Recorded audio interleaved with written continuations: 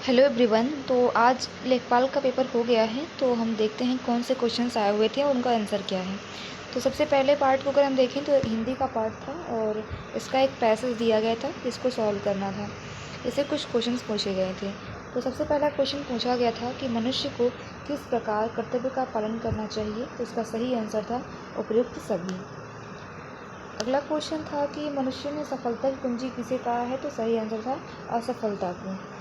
असफल व्यक्ति क्या अर्जित करता है। तो सही है कि अनुभव की संपत्ति। वो भले सफल ना हो लेकिन अनुभव की संपत्ति वो अर्जित करता है। अगला क्वेश्चन था कि कैसे व्यक्तियों का जीवन धीरे धीरे बोझ बन जाता है। तो जो असफल होने पर दोबारा प्रयत्न नहीं करते हैं उनका जीवन धीरे धीरे बोझ बन जाता है। अगला क्वेश्चन था कि जीवन की सार्थकता किसमें है। तो कर्तव्य मार्ग पर चलने के आनंद में ही जीवन की सार्थकता है। अगला क्वेश्चन था आनंद शब्द का उचित पर्यायवाची क्या है। तो सही था मोद या हर्ष। अपना पराया किस समास का उदाहरण है। तो आपको पता है कि ये हमेशा द्वंद्व समास में आता है जिसमें दोनों पद प्रधान हैं। निम्नलिखित में से सही संधि विच्छेद का चयन कीजिए। तो वीर प्लस अंगना, ये वीरांगना है और यही का जो करेक्ट आंसर था। कब्र में पैर लटकाना मुहावरे का सही अर्थ पूछा गया था। इसका सही आंसर है मृत्यु के समीप होना। अगला था कि इनमें से सलाइवा का तद्भव रूप क्या है। तो सलाई इसका बिल्कुल सही आंसर था। नेक्स्ट क्वेश्चन था कि इनमें से किस शब्द की वर्तनी सही है। तो लालायित की वर्तनी बिल्कुल सही है। अगला है कि निम्नलिखित शब्दों पर विचार कीजिए। तो इसमें जो है इसका सही आंसर था जो है ये अशुद्ध वाक्य। इसमें से शुद्ध सभी शब्द शुद्ध हैं, सभी शब्द शुद्ध हैं। तो इसमें इसका सही आंसर था आपका 3 और 4। विस्मरण और आपका हितैषी इसमें से शुद्ध हैं, बाकी अशुद्ध लिखा हुआ है, आप देख सकते हैं। उज्ज्वल भी अशुद्ध है, अधोगति भी अशुद्ध है। अगला क्वेश्चन दिया गया था कि निम्न में से कौन सा शब्द स्त्रीलिंग नहीं है। तो सही है संबल जो है स्त्रीलिंग नहीं है। अगला क्वेश्चन है कि निम्नलिखित में सही विलोम युग्म चुनिए। तो कृपण और दाता इसका सही आंसर हो जाता है। अगला है जीवन पति का समानार्थी शब्द क्या है। तो ये है यमराज। नेक्स्ट क्वेश्चन पूछा हुआ था कि जिसे इंद्रियों से अनुभव न किया सके उसको एक शब्द में क्या कहेंगे। तो अतीन्द्रिय उसे कहा जाएगा। अगला है कि निम्न में से कौन शब्द पुल्लिंग है। तो विवाह इसमें से पुल्लिंग है। पंखा का बहुवचन पूछा गया था। तो सही है पंखे। और अगला पूछा गया था दुशासन का संधि विच्छेद है। दु प्लस शासन जो है दुशासन का संधि विच्छेद होता है। नेक्स्ट क्वेश्चन पूछा गया था कि इसमें से तत्सम शब्द कौन सा है। तो इसमें शुद्ध वाक्य जो है अक्षर है। इसमें अशुद्ध वाक्य का चयन करना था। तो इसमें जो है पहला, दूसरा, तीसरा और चौथा चारों जो है इसमें अशुद्ध वाक्य थे। अगला है खग जाने ख की भाषा का सही अर्थ क्या है। तो ये समान प्रवृत्ति वाले ही एक दूसरे को सराहते हैं, यही इसका सही आंसर था। अगला क्वेश्चन है हरि मोहन को रुपए देता है, निम्नलिखित में कौन सा कारक है। तो इसका सही है संप्रदान कारक।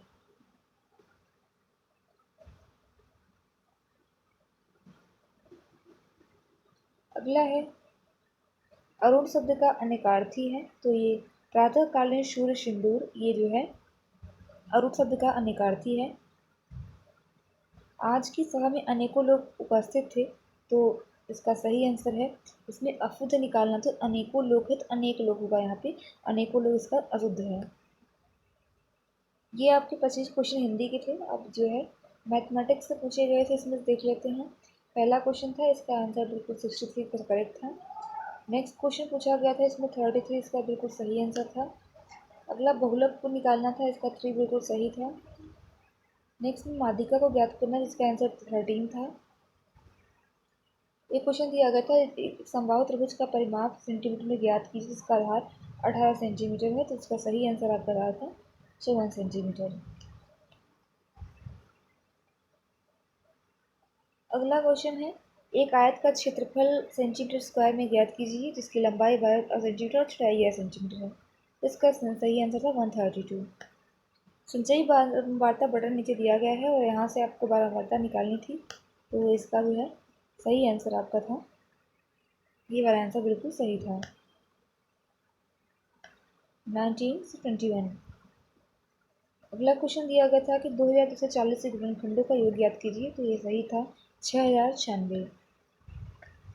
क्वेश्चन दिए गए थे इस तरह से और यहाँ पे इसका सही आंसर दिया गया था ये था आपका 5:3। सेकेंड में आपका 131.5 था आंसर। नेक्स्ट क्वेश्चन 125% आंसर था इसका। नेक्स्ट क्वेश्चन था 100। अगला था 7%। अगला था 4 इसका सही आंसर था। आगे था हिस्टोग्राफ का एक प्रकार होता है, आवृत्ति आरेख इसका सही आंसर था। आगे है कि एक त्रिभुज का क्षेत्रफल समान आधार पर और समान समांतर रेखाओं के बीच के समांतर चतुर्भुज के क्षेत्रफल का आधा होता है। अगला क्वेश्चन है कि एक त्रिभुज यदि त्रिभुज ए बी सी बी पर समकोण है और ए बी बराबर 12 और ए सी बराबर 13 तो बी सी ज्ञात कीजिए। तो आपको पता होगा समकोण त्रिभुज में एक तरह का होता है 5, 12, 13, ये 3 भुजाएं होती हैं। तो अगर 12, 13 पता है तो 5 सेंटीमीटर अगली भुजा होगी।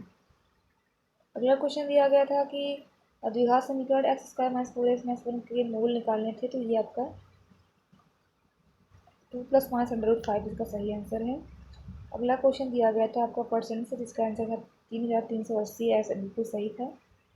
अगला था इसका 11%, बिल्कुल सही आंसर था। यह लघुत्तम समापवर्त निकालना था, इसका 12 बिल्कुल सही था। दो संख्याओं का एचसीएफ दिया था 11, उनके एलसीएम के अन्य दो गुणनखंड 13 और 17 हैं। दो संख्याओं में से छोटी संख्या निकालनी थी, 143 इसका सही आंसर था।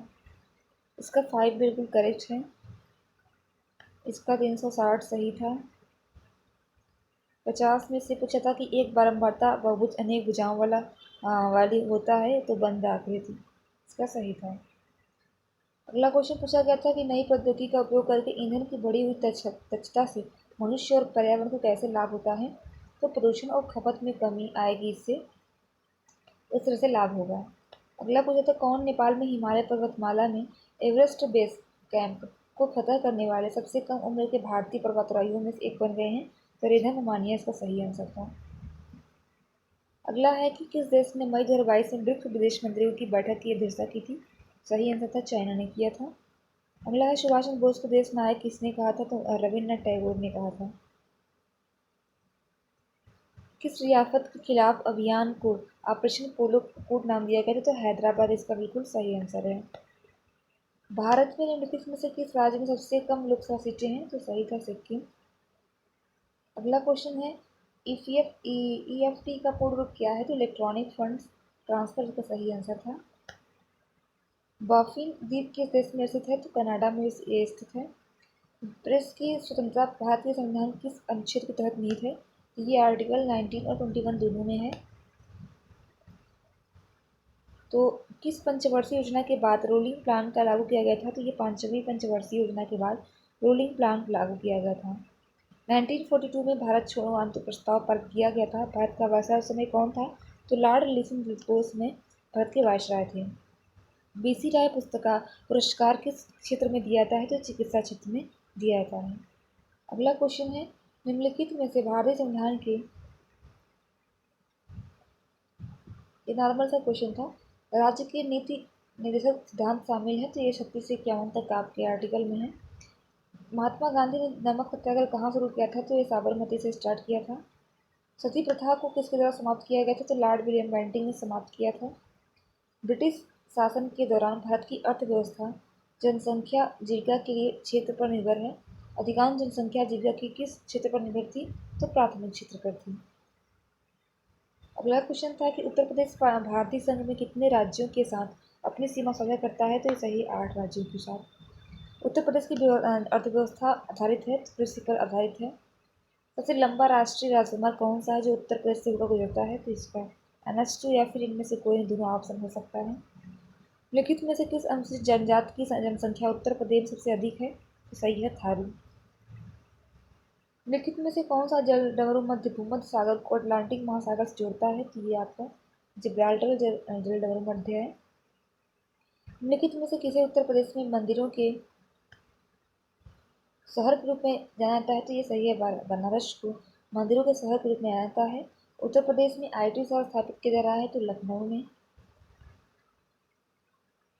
ये आपका अगला क्वेश्चन पूछा गया था, इसमें बांध दिए गए डैम था और नदी किस नदी के किनारे है। तो ये डैम किस पर बना हुआ है।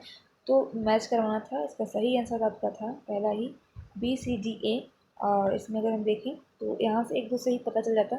जो आपका जामनी बांध है वो जामनी नदी पर है, साफ दिख रहा है। गोविंद बल्लभ पंत सागर डैम यहाँ पर रिहन नदी पर है। और गोविंद सागर जो बांध है ये सहजाद नदी पर है। तो सही आंसर पहला ही था। आप कंप्यूटर वायरस का कैसे पता लगा सकते हैं? तो ईमेल अटैचमेंट खोल करके आप कंप्यूटर वायरस का पता लगा सकते हैं। अगला क्वेश्चन था कि निम्नलिखित में से कौन सी योजना भारत में ग्रामीण सड़क संपर्क विकास के लिए जिम्मेदार है? तो इसका सही आंसर पहला ही था। निम्नलिखित में से किस योजना का उद्देश्य पूरे देश में महिला स्व सहायता मॉडल को सख्त बनाना है? तो राष्ट्रीय ग्रामीण आजीविका मिशन का उद्देश्य था।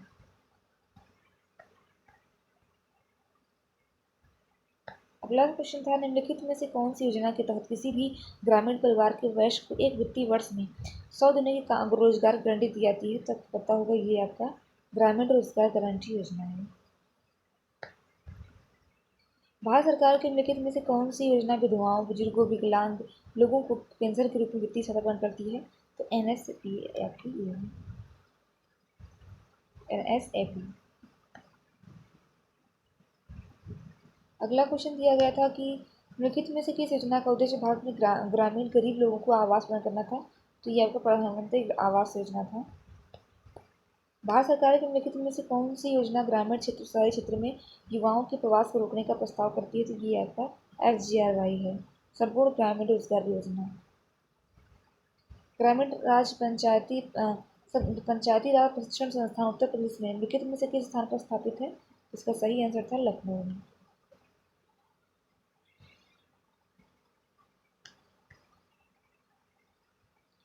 अगला क्वेश्चन पूछा गया था निम्नलिखित में से कौन सी उत्तर प्रदेश द्वारा की गई ई स्वास्थ्य पहल है? तो ये आपका पहला बिल्कुल सही था। नेक्स्ट क्वेश्चन दिया गया था निम्नलिखित में से भारत सरकार की किस योजना का मुख्य उद्देश्य बालिकाओं की उत्तरदायिता को सुनिश्चित करना था? तो बेटी बचाओ बेटी पढ़ाओ। स्कीम से बहुत सारे क्वेश्चन आए हुए थे, ज़्यादातर स्कीम के क्वेश्चन थे। यूपी ग्रामीण सड़क विकास एजेंसी की स्थापना कब की गई थी? 2003 का सही आंसर था। स्वच्छ भारत मिशन ग्रामीण चरण 2 किस वर्ष शुरू हुआ? 2020 में। निम्नलिखित में से किस संस्थान का मिशन भूमि संसाधनों की स्वास्थ्य और उत्पादकता को एक स्थायी तरीके से संरक्षित करना और सभी संभावित खेती योग्य भूमि की रक्षा पुनर्वास पुनः उत्पन्न करना था? तो सही आंसर है उत्तर प्रदेश भूमि सुधार निगम। भूमि सुधार निगम के तहत स्थापित FFS का पूर्ण रूप क्या है? तो फार्मर फील्ड स्कूल इसका सही आंसर है। केंद्र सरकार की निम्नलिखित में से कौन सी योजना धुआं मुक्त ग्रामीण भारत की परिकल्पना करती? तो पता होगा उज्ज्वला योजना। ग्रामीण क्षेत्रों की अर्थव्यवस्था बुनियादी ढांचे में को मजबूत करने के लिए 2021 में निम्नलिखित में से कौन सी योजना शुरू की गई थी? यूपी मातृभूमि योजना। निम्नलिखित में से कौन सी योजना दुर्व्यवहार और व्यावसायिक यौन शोषण के पीड़ितों के दुर्व्यापार की रोकथाम और बचाव, पुनर्वास और पुनः एकीकरण के लिए है? तो आजीविका योजना सही आंसर है। निम्नलिखित में से कौन सी योजना हमारे देश की पारंपरिक कलाओं, शिल्पों के संरक्षण और अल्पसंख्यक समुदायों के पारंपरिक कारीगरों और शिल्पकारों की क्षमता के निर्माण के लिए? उस्ताद योजना। अगला है निम्नलिखित में से कौन सी योजना और गैर कृषि गतिविधियों में महिलाओं की उद्यमशीलता कौशल के विकास के माध्यम से महिलाओं के आर्थिक सशक्तिकरण का प्रावधान करती है? तो सही आंसर है ट्रेड। अगला है निम्नलिखित में से कौन सा मंत्रालय नोडल विभाग आजीविका राष्ट्रीय आजीविका मिशन को संभालता है? तो ग्रामीण विकास मंत्रालय। सौर फोटोवोल्टिक सिंचाई पंप योजना के तहत छोटे और सीमांत किसान केंद्र सरकार की सब्सिडी के अलावा ये इसका सही आंसर आपका 30% था। और ये है कि कन्या विद्या योजना जो के तहत जो लड़कियों को पैसे दिए जाते हैं इंटर पास होने के बाद, वो कितना दिया जाता है? तो ये 30,000 रुपये दिए जाते हैं। हाई स्कूल पास होने के बाद उच्च शिक्षा प्राप्त करने के लिए दिया जाता है, तो ये 30,000 रुपये दिए जाते हैं। स्वच्छ भारत मिशन को निम्नलिखित में से किस मंत्रालय अंडर विभाग द्वारा नियंत्रित किया जाता है? तो ये पेयजल स्वच्छता मंत्रालय के द्वारा। निम्नलिखित में कौन सा कार्यक्रम सार्वजनिक स्वास्थ्य संस्थानों में प्रसव के लिए आने वाली गर्भवती महिलाओं को मुफ्त में आने जाने के लिए परिवहन मुक्त दवाएं, मुफ्त निदान, मुक्त रक्त और मुक्त आहार प्रदान करता है? तो सही आंसर है जनक सुरक्षा कार्यक्रम। अगला क्वेश्चन था कि निम्नलिखित में से किस मंत्रालय या नोडल विभाग की केंद्र में एकीकृत बाल विकास सेवा योजना के कार्यान्वयन की प्राथमिक जिम्मेदारी है? सही है महिला एवं बाल विकास मंत्रालय। अगला क्वेश्चन है, निम्नलिखित में से कौन सी योजना पंचायत राज मंत्रालय द्वारा गाँव की आबादी के सर्वेक्षण और ग्राम क्षेत्रों में उन्नत प्रौद्योगिकी की पात्र मानचित्रण के लिए है? तो सही है स्वामित्व योजना। ये सारे 100 क्वेश्चन थे। उम्मीद करते हैं वीडियो आपको ठीक लगा होगा। तो वीडियो को लाइक और चैनल को सब्सक्राइब जरूर करें। Thanks for watching.